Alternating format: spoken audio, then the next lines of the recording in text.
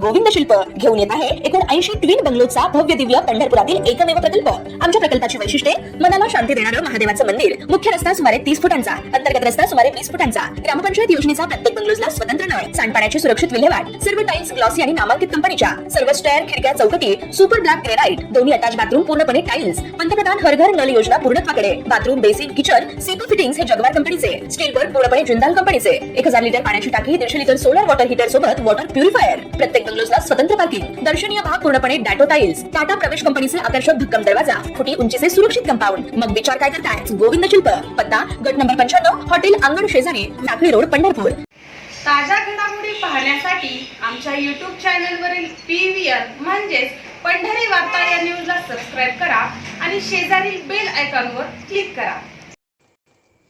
ग्राहकांची आर्थिक लूट थांबवण्यासाठी व अवाजवी MRPला आळा घालण्यासाठी अखिल भारतीय ग्राहक पंचायत यांच्या वतीनं देशभरात व्यापक आंदोलन सुरू करण्यात आलं असून त्याचाच एक भाग म्हणून आज पंढरपूर येथील विभागीय प्रांताधिकारी कार्यालय तसेच तहसील कार्यालयात माननीय पंतप्रधानांना पाठवण्यासाठी निवेदन देण्यात आलं।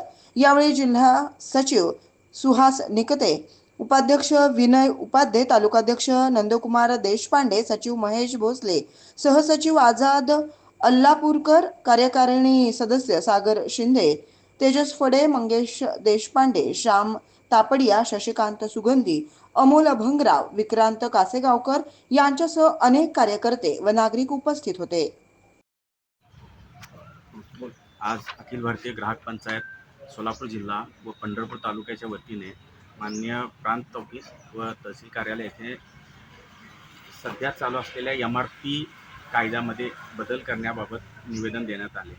आजच्या कायद्यामध्ये उत्पादक हा आपल्याला मनाला येईल अशी MRP त्यावर छापला जातो। यामुळं ग्राहकाची दिशाभूल होते की बाबा ही वस्तू घ्यायची किती। प्रत्येक वेगवेगळ्या ठिकाणी वेगवेगळ्या पद्धतीनं डिस्काउंट दिले जातात, हे जातात, परंतु एक्झॅक्ट किंमत किती आहे हे कळत नसल्यामुळं ग्राहकाची लूट किंवा त्याची जास्तीची किंमत लावून फसवणूक केली जाते, अशा प्रकारचे निदर्शनास येते। यासाठी ग्राहक पंचायतीच्या वतीने माननीय पंतप्रधानजी यांना निवेदन देण्यात येते की उत्पादन केलेल्या वस्तूवर उत्पादनाची किंमत मॅन्युफॅक्चरिंग कॉस्ट